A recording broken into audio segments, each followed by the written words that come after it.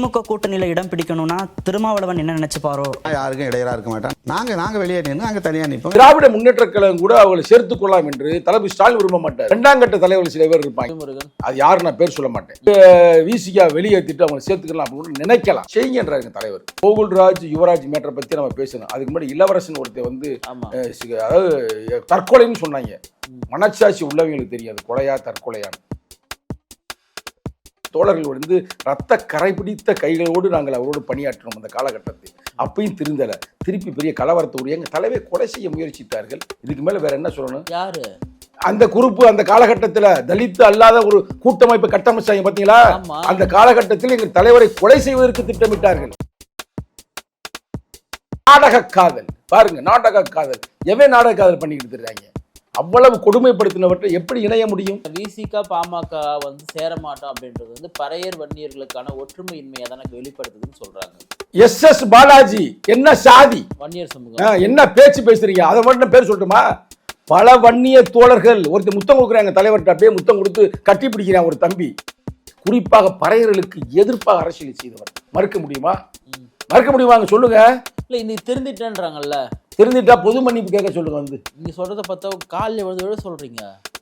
நீங்க சும்மா வம்ப எடுத்து விடாதீங்க. பிரபல பத்திரிகையாளர் ரங்கராஜ் பாண்டேலாம் வந்து பல ஊடகத்தில் சொல்லக்கூடிய செய்தி என்னன்னா, திமுகவுடைய வெற்றிக்கு வந்து விசிகா முக்கியம்தான், ஆனா திமுக வெற்றி பெறணும்னா விசிகா தான் அவசியம்ன்றது ஒன்றும் கட்டாயம் கிடையாது. நான் ஒண்ணு சொல்றேன், நீ வந்து தமிழ் படிச்சு விட்டு பிச்சை எடுத்து திடுறவர் நீ பீகாரி, அதுக்கு நீ வந்து அவசியம் இல்ல. அப்படி எல்லாம் பேச நீ அதுக்கு அவசியம் தான் தம்பி. பேசுவேன் பீகார் இல்ல அப்புறம் அமெரிக்காரா இல்ல தமிழனா?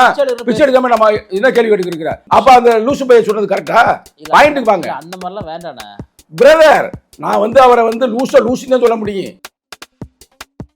விடுதலை சிறுத்தைகள் இல்லாமல் திமுக வெற்றி பெறாது என்று ஏன் ஐபேக்கே சொல்லுது. வேற என்ன வேணும் உங்களுக்கு? நிம்மதி ப்ராப்பர்ட்டி மேனேஜ்மெண்ட் உங்கள் பழைய வீட்டை புதிய வீடாக மாற்றலாம் வாங்க. வாய்ஸ் ஆஃப் தமிழ்நாடு பார்வையாளர்களுக்கு வணக்கம். இன்றைய சிறப்பு நேர்காணலில் நம்முடன் இணைந்திருப்பவர் விசிகாவின் மாநில இளைஞரணி செயலாளர் திரு சங்கத்தமிழன் அவர்கள். வணக்கம். வணக்கம். டாக்டர் திருமாவர்களுடைய தொடர்ந்து பேட்டியில் பார்த்து கொண்டே இருக்கும்போது திமுக கூட்டணியில் உறுதியாக தான் இருக்குன்னு தொடர்ந்து வலியுறுத்தார். ஆனால் நேற்றைக்கு ஒரு கேள்வி கேட்குறாங்க, திமுக கூட்டணியில் பாமக வரத்துக்கு ரொம்ப ஆர்வம் காட்டுது. குறிப்பாக வந்து டாக்டர் ராமதாஸ் வந்து திமுக கூட்டணியில் தான் போகணும்னு விரும்புகிறாங்க, ஆனால் அவர் விரும்புறதுக்கு தடையாக இருக்கிறதே நீங்கள் தான், விசிகா இருக்கின்ற ஒரு காரணத்துக்காக பாமக உள்ள வர மாட்டேன்னு கேட்குறாங்க. உடனே சொல்கிறாரு, நாங்கள் யாருக்கு எந்த நெடுலும் கொடுக்க மாட்டாங்க, பாமக திமுக கூட்டணியில் வந்தால் நாங்கள் வெளியேறோம் அப்படின்னு சொல்லியிருக்காரு இல்லையா? அந்த ஸ்டேட்மெண்ட் எப்படி பார்க்குறீங்க? வாய்ஸ் ஆஃப் தமிழ்நாடு நேயர்களுக்கு எனது வணக்கத்தை தெரிவித்துக் கொள்கிறேன். வணக்கம். நீண்ட இடைவெளிக்கு பிறகு நம்ம சந்திக்கிறோம். வாரம் சந்திப்போம். கடந்த வாரம் வந்து எங்கள் நிகழ்வுனால பிரேக் ஆயிருச்சு. பணிச்சுமைகள் இல்லை, கட்சியுடைய பணிகள், கட்சி பணிகள். பணி என்பது வேற, இது கட்சிக்கான கடமைகள். அதை பணியாக கூட நம்ம சேர்க்க முடியாது. யதார்த்தமான வார்த்தை தானே. நாங்கள் வந்து எப்படின்னா வன்னிய தோழர்களை வந்து எங்கேருந்து மீட்டெடுக்கிறோம்னா பாமகலேருந்து மீட்டெடுக்கிறோம். அதே மாதிரி இந்துக்களை வந்து பிஜேபியிலிருந்து மீட்டெடுக்கிறோம். இது இன்டர்நெட் சொன்ன வாசகம் அல்ல. தொடர்ந்து எங்கள் தலைவர் வலியுறுத்தி வருகிறார். இன்னைக்கு ரெண்டு குரூப்புமே அட்ரஸ் இல்லாமல் அழிந்து போனார்கள், ஒளிந்து போனார்கள், எங்கேயோ மறைந்து போனார்கள். சரிங்களா? அந்த கட்சியில் வந்து அப்பன் மகனுக்கே பெரிய சண்டை நடந்துகிட்டு இருக்கு. இந்த போயிட்டு இவங்களை கூட்டணியில் எங்கே இருக்கிறான்னு அவங்களுக்கே தெரியல. இருக்கிற முறை அவங்கள பார்த்தாலே ஆளக்கான துண்டக்கான துணியாக்கான ஓடி இருக்கிறாங்க. இந்த சூழ்நிலை வந்து அவங்க விரும்பலாம் திராவிட முன்னேற்ற கழகத்திற்கு வருவதற்கு, அவங்களுக்கு ரைட்ஸ் இருக்கு. இப்போ ஐயா வந்து அதெல்லாம் உணர்ந்து செயல்படுகிறார். இந்த நேரத்தில் வந்து ஐயாவுடைய அந்த பேச்சுக்கள் அதெல்லாம் நம்ம பாராட்டுகிறோம். அதில் எந்த மாற்று கருத்தும் இல்லை. இவ்வளோ வயது முதிர்ந்தாலும் கூட பத்திரிகையாளரை சந்திக்கிறார். ஆனால் தம்பி இன்னமும் வந்து அன்புமணி வந்து இன்னும் அன்பு மணியாத்தான் இருக்க தவிர ஒன்றும் பெருசாக வளர்ந்து வந்தமே தெரியல. அதை விடுங்க மேட்ரை. ஆனால் ஐயாவுக்கு வந்து விருப்பம் இருக்கலாம், நம்ம அந்த கட்சிக்கு போவோம், அங்கே கூட்டணி வச்சா நமக்கு சிறப்பாக இருக்குது. அது ஐயாவுடைய உரிமை, தப்பு இல்லை. திராவிட முன்னேற்ற கழகம் கூட அவங்களை சேர்த்துக் கொள்ளலாம் என்று தளபதி ஸ்டாலின் விரும்ப மாட்டார். இரண்டாம் கட்ட தலைவர்கள் சில பேர் இருப்பாங்க, துரைமுருகன், அது யாரு நான் பேர் சொல்ல மாட்டேன், அது சொல்லுவது நியாயம் அல்ல. ஆனால் அங்கே சில சங்கி குரூப்புகள் அங்கே இருக்குது. அந்த குரூப்புகள் கூட விசிகா வெளியேற்றிட்டு அவங்களை சேர்த்துக்கலாம் அப்படின்னு நினைக்கலாம். செய்யுங்கன்றார் எங்கள் தலைவர். செய்யுங்க. எங்கள் தலைவர் அதெல்லாம் ஒன்றும் இல்லைப்பா, அது உங்கள் வேலைகள் செய்யுங்க, ஆனால் நாங்கள் அங்கே இருக்க மாட்டோம். எவ்வளவு பெரிய ஒரு நாகரிகமான அரசியல் எங்க தலைவர் எடுக்கிறாரு பார்த்தீங்களா? கொள்கை நிலைப்பாட்டு கொள்கை தலைவருங்க, கோட்பாட்டு தலைவருங்கன்ற நிகழ்காலத்துல யார் ஒரு ஆள் சொல்லுங்க பார்ப்போம். நிகழ்காலத்தில் இன்னைக்கு பாக்குறேன். இல்லை, எனக்கு என்ன ஒரு சந்தேகம்னா, நான் உங்ககிட்ட ஏற்கனவே ஒருவர் பேசும்போது நீங்களே சொன்னீங்கன்னா என்ன சொன்னீங்கன்னா, பாமகலாம் திமுக கூட்டத்தில் வருதுன்றதும் கற்பனைக்கெல்லாம் என்னால் பதில் சொல்ல முடியாது, அதெல்லாம் வாய்ப்பே கிடையாது, ஸ்டாலின் அவர்கள் வந்து சேர்த்துக்கவே மாட்டாருன்னு என்கிட்ட சொல்லிட்டு உறுதியா இருந்துட்டாருன்னு சொல்றாரு. சங்கத்தமிழை இப்பயும் சொல்றேன், உறுதியாக சொல்லுகிறேன், தளபதி ஸ்டாலின் அவர்கள் பாமகவை உள்ளே சேர்க்க மாட்டார். ஆனா தலைவரே சொல்றாரு கேட்கின்ற கேள்விக்கு பதில் சொல்லுகிறார். இல்ல ஒரு கேள்வி கேட்கும் போது கடந்து போகக்கூடிய தலைவர் அல்ல எங்க தலைவர், பாஸ் போடக்கூடிய தலைவர் எங்க தலைவர் அல்ல. எங்க தலைவர் தெளிவாக சொல்லுகிறார், பாமக பிஜேபி இருக்கிற கூட்டணியில் விடுதலை சிறுத்தைகள் இருக்காது என்று சொன்ன அந்த சொல்லாடல் இன்று நேற்று சொல்லப்படவில்லை. தொடர்ந்து 10-15 ஆண்டுகளாக தொடர்ந்து நாங்கள் வலியுறுத்தி வருகிறோம். ஆனால் அந்த மேட்டருக்கு போக வேண்டாம். எங்க தலைவர் தெளிவாக சொல்லுகிறார், மீண்டும் சொல்லுகிறோம், விடுதலை சிறுத்தையுடைய இளைஞரணி இளஞ்சிறுத்தை எழுச்சி பாசறை சொல்லுகிறது, பாமக பிஜேபி இருக்கிற கூட்டணியில் நாங்கள் இருக்க மாட்டோம். இல்ல இப்போ ஒரு நிலைப்பாடு வந்திருக்குல்ல, வந்தா வெளியே போயிடணும் ஒரு வார்த்தை வருதுனாலே கிட்டத்தட்ட ஒரு மறைமுகமான ஒரு பேச்சுவார்த்தை திமுக இரண்டாம் கட்ட தலைவர்கள் வந்து பாமக நடத்திட்டு இருக்காங்க. உள்ளபடியே ராமதாஸ் அவர்கள் எல்லாம் விருப்பம் தெரிவிக்கிறாருன்றப்போ இவருக்கு தெரியுதா உண்மையாவே இவங்க உள்ள வந்தா வெளியே போயிடலாம், அந்த நிலை தான் ஏற்பட்டிருக்கான்னு கேட்கிறேன். இது ஒரு கற்பனைவாதமா இல்ல உள்ளபடியே உள்ள ஒரு உள்குத்து போயின்னு இருக்கா? அதாவது முழுக்க ஒரு கற்பனைவாதம். முழுக்க அதாவது அவங்க விரும்பலாம், யாரு பாமக விரும்புது. பாமக ஐயா தெளிவா விரும்புறாருங்க. அங்கிட்டு போனோம்னா காலி பண்ணிடுவாங்க, பிஜேபி பக்கத்து போனோம்னா நம்மளை காலி பண்ணிடுவாங்க, குதிரை மாதிரி சவாரி பண்ணி தலையை வெட்டி எடுத்துருவாங்க. அதே மாதிரி எங்க ஏடிபி பட்டு போனோம்னா அது ஒன்றும் தேராத ஒரு குரூப்பா இருக்குது, ரைட்டா. விஜய் பட்டு போனாலும் ஒன்றும் விளங்காது. அப்ப ஒன்லி வந்து திராவிட முன்னேற்ற கழகம் தான். அன்பு தம்பி திருமாவை அன்பா பேசி உள்ள சேர்ந்து செட்டில் ஆயிடலாம்னு அவர் விரும்புறாரு, ஒரு விருப்பம், அது எந்த வகையான மாற்று கருத்தும் இல்லை. ஆனால் நான் வந்து திருப்பி ஞாபகப்படுத்த விரும்பவில்லை, எவ்வளவு வழிகள்ங்க, எத்தனை தீயரிப்பு, எத்தனை வீடுகளை குடிசைகளை எரித்தது, எத்தனை கொலைகள். எங்க இன்னமும் சொல்லுவோம், ஓப்பனாக பேசுவோங்க. இன்னைக்கு வந்து அப்படியே கடந்து எல்லாருமே போயிடுறீங்க. கோகுல்ராஜ் யுவராஜ் மேட்டரை பற்றி நம்ம பேசணும். அதுக்கு முன்னாடி இளவரசன் ஒருத்தர் வந்து அதாவது தற்கொலைன்னு சொன்னாங்க. மனச்சாட்சி உள்ளவங்களுக்கு தெரியாது கொலையா தற்கொலையான்னு. அதே நேரத்தில் தலித்து அல்லாத ஒரு கூட்டமைப்பை இந்தியாவில் யாரும் கட்டமைக்கலை. கட்டமைச்சது யாரு? ராமதாஸ். நான் ராமதாஸ் சொல்ல மாட்டேன், பாமக. ராமதாஸ் ஐயா மேலே கொஞ்சம் எனக்கு இப்போ ஃப்ரெண்ட்ஷிப்பாக நான் விரும்புகிறேன். அவர் எதுலன்னா மற்ற அரசியல் இல்லை, பேசுகிற ஸ்டைலு சூப்பராக இருக்குங்க. பேட்டி கூட பத்திரிகையாளர் கூப்பிட்டு யாருக்கு தலைவர், நான் தானே தலைவர் அப்படின்னது. அப்புறம் அன்புமணி வந்து ஏதோ நடைப்பயணம் செல்கிறார் அப்படின்னமே என்னை நடை பிணமாக ஆக்கிவிட்டு நடைப்பயணம் போகிறான்றாரு. டாக்டர் கலைஞருக்கு கருணாநிதிக்கு அடுத்தபடியாக அரசியலில் இன்னைக்கு அந்த பேச்சாற்றல் சிறப்பாக இருக்கு, அதை பாராட்டுறேன், ரசிக்கிறேன். அது வேற பிரச்சனை. ஆனால் கொள்கைன்னு ஒன்று இருக்குல்ல, ஆரம்ப காலகட்டத்தில் அந்த கொடுக்கப்பட்ட வலிகள், துயரங்கள், துன்பங்கள் மறக்க முடியாது. எங்கள் தோழர்கள் வந்து ரத்த கரை பிடித்த கைகளோடு நாங்கள் அவரோடு பணியாற்றினோம் அந்த காலகட்டத்தில். அப்பயும் திருந்தலை, திருப்பி பெரிய கலவரத்தை உரிய எங்கள் தலைவை கொலை செய்ய முயற்சித்தார்கள். இதுக்கு மேலே வேற என்ன சொல்லணும்? யாரு அந்த குரூப்பு? அந்த காலகட்டத்தில் தலித்து அல்லாத ஒரு கூட்டமைப்பை கட்டமைச்சாங்க பார்த்தீங்களா? அந்த காலகட்டத்தில் எங்கள் தலைவரை கொலை செய்வதற்கு திட்டமிட்டார்கள். தெரியுமா? யாரும் சொல்ல மாட்டேங்க. அந்த காலகட்டத்தில் யாருங்க கட்டமைச்சது? தலித் அல்லாத கூட்டமைப்பை கட்ட வைத்தது யாரு? அப்ப எல்லாம் தெரியும், எல்லாருக்கும் எல்லாம் தெரியும். உளவுத்துறை வரைக்கும் தெரிஞ்சு எங்க தலைவருக்கு பாதுகாப்பு போட்டு அவ்வளவுக்கு எங்க மேல சொல்லாத பொல்லாத கருத்துக்களை, எங்க தலைவர் பேசாத கருத்துக்களை அங்கங்க வீட்டுல போய் திண்ணை பிரச்சாரமாக பேசி அவ்வளவு நாடக காதல். பாருங்க, நாடக காதல். எவன் நாடக காதல் பண்ணிக்கிட்டு இருக்காங்க? அவ்வளவு கொடுமைப்படுத்தினவற்றை எப்படி இணைய முடியும்? நாங்க தனிப்பட்ட முறையில் எனக்கு நான் ஐயா ரசிக்கிறேன்ல, எங்க தலைவர் கூட அவருக்கு குடிதாங்க என்ற பட்டம் கொடுத்தார்கள் ஒரு காலத்துல. அதெல்லாம் பிரச்சனை இல்லை. அதாவது தலித்து மக்களுக்கு, குறிப்பாக பறையர்களுக்கு எதிர்ப்பாக அரசியல் செய்தவர். மறுக்க முடியுமா? மறுக்க முடியுமாங்க? சொல்லுங்க. இல்ல இன்னைக்கு திருந்திட்டேன்றாங்கல்ல, திருந்திட்டா பொது மன்னிப்பு கேட்க சொல்லுங்க. வந்து திருந்திட்டு தான் சொல்றாங்களே, தலித்த திருந்திட்டு பொது மன்னிப்பு கேட்க சொல்லுங்க. வேணா தலைவர் நாங்க வந்து இது பண்றோம். யாரும் நிரந்தர எதிரி அல்ல, கொள்கை தாங்க எதிரி எங்களுக்கு. எங்க தலைவர் மேலே சொன்னாரு சொல்ல, எங்க தலைவர் மேலே எனக்கு எடப்பாடியோ இல்ல மோடியோ இல்ல யாருமே எங்களுக்கு எதிரி இல்லை. எங்களுக்கு கொள்கை தான் எதிரி. கோல்வால்கர் எங்களுக்கு எதிரியா? ஹெட்கவர் எங்களுக்கு எதிரியா? சவார்கர் எங்களுக்கு எதிரியா? கொண்ட கொள்கைக்கு தாங்க நாங்கள் எதிரி. ஏனென்றால் நாங்கள் புரட்சியாளர் அம்பேத்கரின் பிள்ளைகள். அம்பேத்கர் எதையெல்லாம் புத்தகத்தில் 37 தொகுப்பு எழுதி வச்சுட்டு போனாரோ அதை படிச்சுட்டு அரசியல் பண்ணக்கூடிய ஒரே அமைப்பு இந்தியாவிலேயே விடுதலை சிறுத்தைகள். அப்புறம் எப்படி நாங்கள் போய் அவங்கள்ட்ட கை கோர்க்க முடியும்?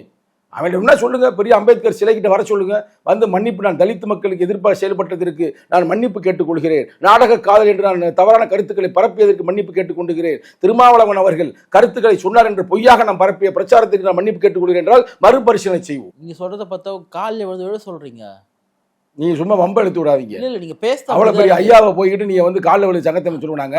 அப்பெல்லாம் பேசாதீங்க, அப்பெல்லாம் பேசாதீங்க. ஐயா தம்பி என்னை வம்புக்கு இழுத்து விடுறாரு அப்படிலாம் இல்லை. அதை தம்பி கேட்டதுக்காக நான் சொன்னேன். ஏன்னா ஐயா நீங்க வந்து நல்ல மனுஷனா கூட இருந்திருக்கலாம், ஆனா கொஞ்ச நாளைக்கு முன்னாடி இல்லாம போயிட்டீங்க. அதான் இங்க இருக்கிற பெரிய வலி, பெரிய சோகம், பெரிய துன்பம். எங்களுக்கு இல்லைங்க, தொண்டனுக்கே இருக்கு. எனக்கு விசிக பாமக வந்து சேர மாட்டோம் அப்படின்றது வந்து பறையர் வன்னியர்களுக்கான ஒற்றுமையின்மையை தான் எனக்கு வெளிப்படுத்துதுன்னு சொல்றாங்க.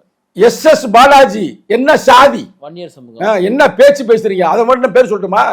பல வன்னிய தோழர்கள் ஒருத்தர் முத்தம் கொடுக்குறாங்க தலைவர்கிட்ட, அப்படியே முத்தம் கொடுத்து கட்டி பிடிக்கிறான் ஒரு தம்பி. எனக்குமே பேர் தெரியும். பேர் தெரியுமா? பேரை ஏதோ ஒரு தம்பி பேரை சொல்லி விடுங்க. அரவிந்த் தான்.